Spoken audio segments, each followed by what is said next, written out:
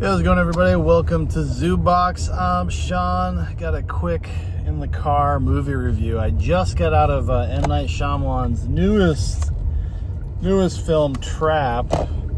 I caught a 9:20 screening. 9:20 in the morning. That's the way it's done. And it's nice. Now I have time for the rest of my fucking day. I didn't have to plan my day really around getting to a movie theater. I like it. I'm very pro the morning screenings. It was nearly private. It was in a very small screening room, a very small theater, but a pretty decent sized screen for the relative to the size. And it was me and two old people. Perfect.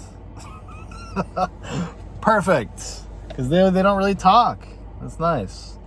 So M. Night Shyamalan, I've liked M. Night Shyamalan quite a bit over the years. I guess. I don't know how else to say that. I've enjoyed his work to one degree or another. Even the ones that I don't really like or think didn't kind of come together or work super well, there's always something about them that I appreciate or enjoy. Like a couple years ago when he did Old, it's like a bad movie. It's just a bad movie with weird performances and all sorts of shit. But there's something about it that I find appealing. I think a cabin, I want to say a Knock at the Cabin, because isn't the book called The Cabin at the End of the World or something like that? Knock at the Cabin, also didn't really like that movie very much, but there was a few things that I thought worked in it, like Dave Bautista and whatnot. So now coming to Trap, I saw the trailer for it. I was kind of into it. I thought it was a cool premise, cool idea. I'm very pro Josh Hartnett for some reason. I don't know why. Just seeing him in movies again, I have enjoyed it. I really liked him in Oppenheimer. I actually kind of liked him in this, and we'll get into that a little bit. So I was looking forward to it. I was just looking forward to seeing kind of a tight little thriller. Maybe there would be a twist or something like that in Shyamalan fashion. But I gotta tell you guys, I gotta fucking just say it, dude. What an awful fucking movie. It's got a pretty decent first act. You see that he's kind of setting up all the things and the kind of the mousetrap scenario, this complex web of things that the butcher is going to have to avoid or overcome, except it doesn't do anything with any of it. In fact, the butcher is kind of secondary in the movie in some respects. I'm a dad, okay? I want to say this. I want to put that out there. I'm a dad. I love my kids. I would do anything to help my kids. If I was M. Night Shyamalan, I would put my kid in a fucking movie too. But he built a large portion of the story in the movie and the kind of plot mechanic, the things that drives the story forward. He built it around his daughter being a pop star. So there's tons and tons of concert footage of her. I don't know if she's really singing or not. It looks like she was lip syncing. I mean, it's a movie, so obviously she was. But anyways, I don't know if that's really her voice or whatever, but that's what it was. And it's comes off kind of like a vanity thing. It's nepotism writ large. It was distracting. It was distracting, and it's completely preposterous. The way the plot develops relative to her, the things that she does in this movie are ridiculous once you get into kind of the top of the third act. But anyways, so it's setting up all of this stuff. It's setting up all of these things. It doesn't really do anything with it. And whenever Josh Hartnett may come up against something that'll be a problem, he basically immediately resolves it. So there's never even time for tension to build, etc. I mean, I understand that kind of part of the point is to say oh, he's so cunning, he's so clever, but he doesn't really do anything all that cunning or clever. The only thing they want to really showcase with his character is his ability to be manipulative.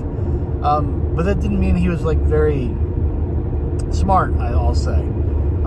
It was just very uncomplicated. That's kind of what was the weird thing to me. I expected it to be kind of like a cat and mouse game between him and the FBI and the police, but they're kind of a non-entity in the movie. He cast Haley Mills as the what do you call it? The kind of the lead agent serial killer expert, forensic expert, whatever you want to call it. And if you don't know who she is, she's an older actress. She was famous for being in Disney movies. One of the most famous Disney movies being The Parent Trap, which kind of gave me a chuckle. Like, M. Night Shyamalan is the kind of guy, he literally just cast her because she was in a movie called The Parent Trap.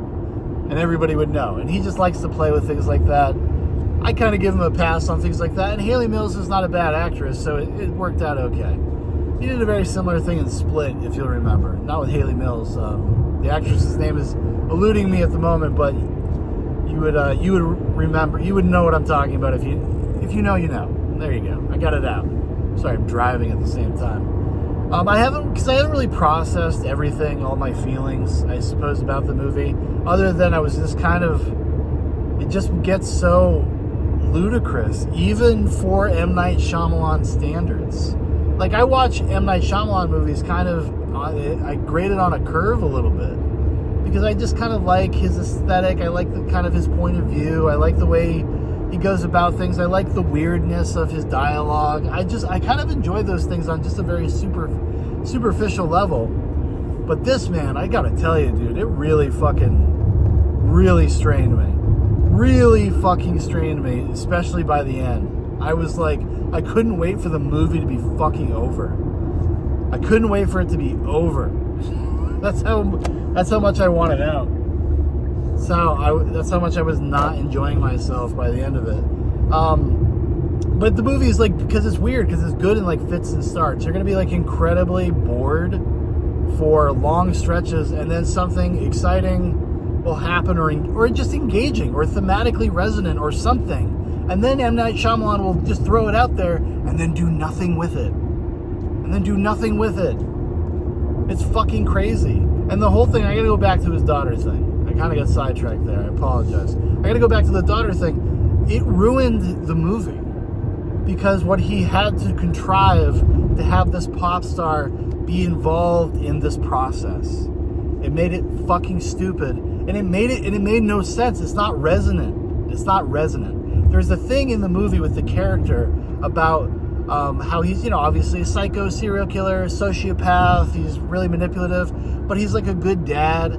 And he has like a lot of trauma himself, I suppose you could say. They kind of hint at this thing with his mother. So there's this legacy perspective to it. And Josh Hartnett even gives a little speech at the end of the movie that kind of tries to bring that all together.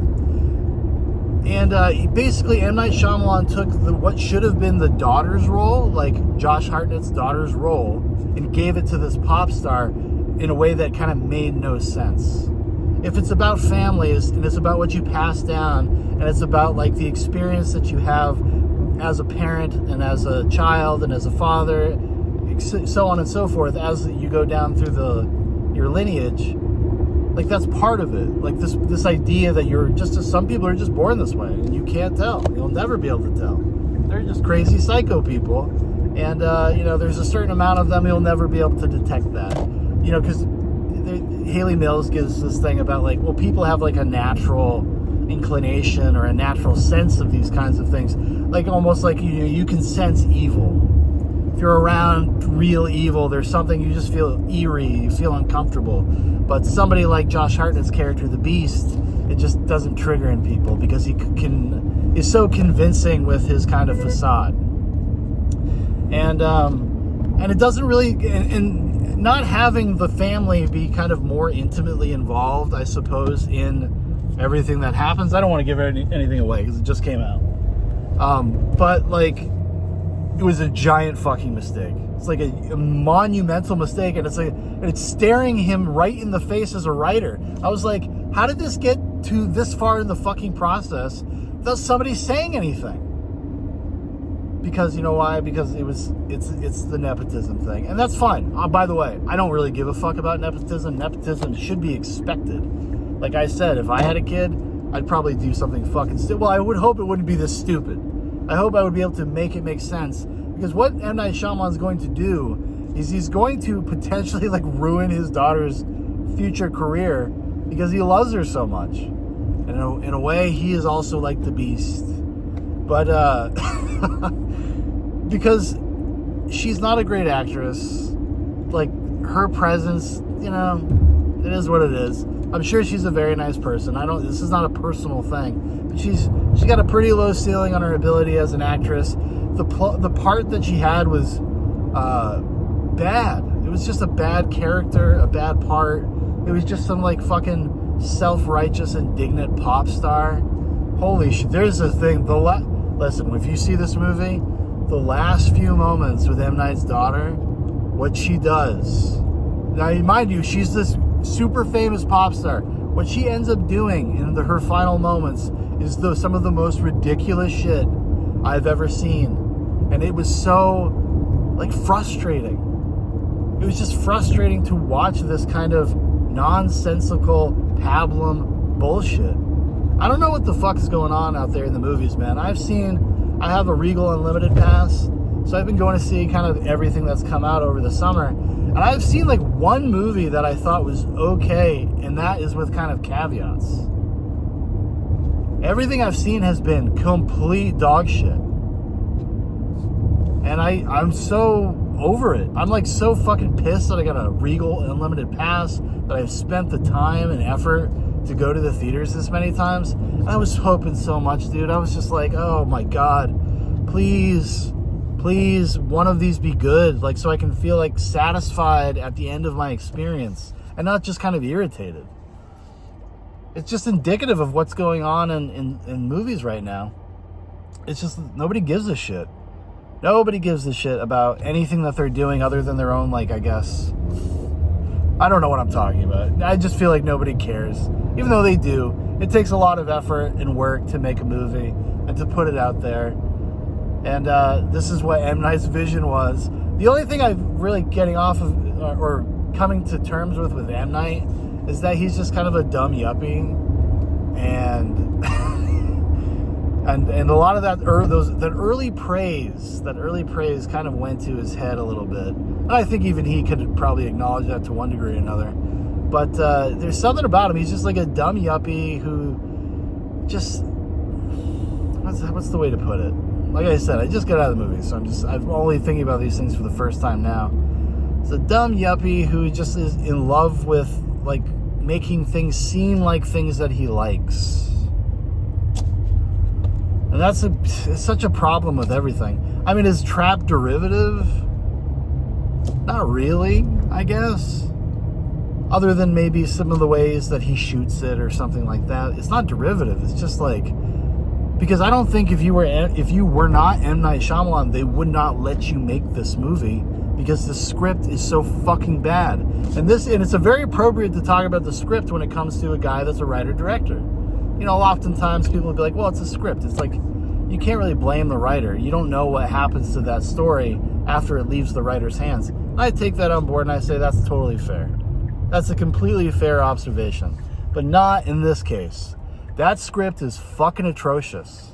It makes no goddamn sense. It's such a waste of everyone's resources and time.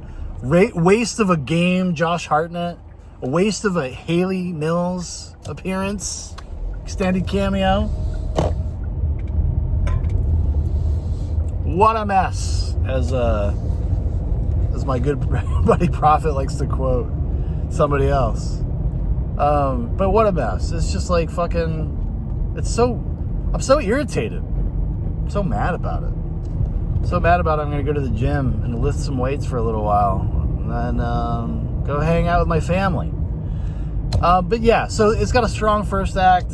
I would even say that the final act, like the final 10 minutes of the movie, is better, because it goes back to being about what it should have been about, which is his family. And I don't say that, I'm not trying to project and say because I'm like a guy around that same age that has a family. It's like, no, because that's clearly what it is about. But M. Night just refuses to allow that to be like the natural outflow of what the story is actually trying to communicate. So it ends up kind of communicating nothing. Ends up being about a whole lot of fucking nothing. But anyways, that's enough. I can't even talk about it anymore. I'm so irritated.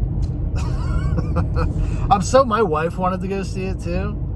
You know, because we've gone to see some of the M. Night movies since we've been together the past, like, 12 years. And we were going to go see this, but we were having trouble getting a babysitter. And she was like, yeah, you know what? I don't really care. Why don't you just go? So I was like, all right, cool. And I'm glad we didn't, because then we would have actually paid for specifically a movie ticket for Trap. This way, you know, it was just my Regal Unlimited pass. So, yeah, I can alleviate some of my sense of anger that way, I suppose. But yeah, Josh Hartnett, a lot of fun in the movie though, so there is that. You'll have fun watching Josh Hartnett. He does what he's supposed to do. He showed up to play and have fun. I wish that I could say the same for the rest of the cast. I mean, dude, I'm going to start talking about it again. It's just there's this whole middle section. It all revolves around the pop star that's awful, and what happens with her and the daughter, and the daughter getting like a VIP pass essentially. It's very tiresome. Anyways, thank you for watching. Thank you for listening. We'll talk to you when we talk to you. Adios.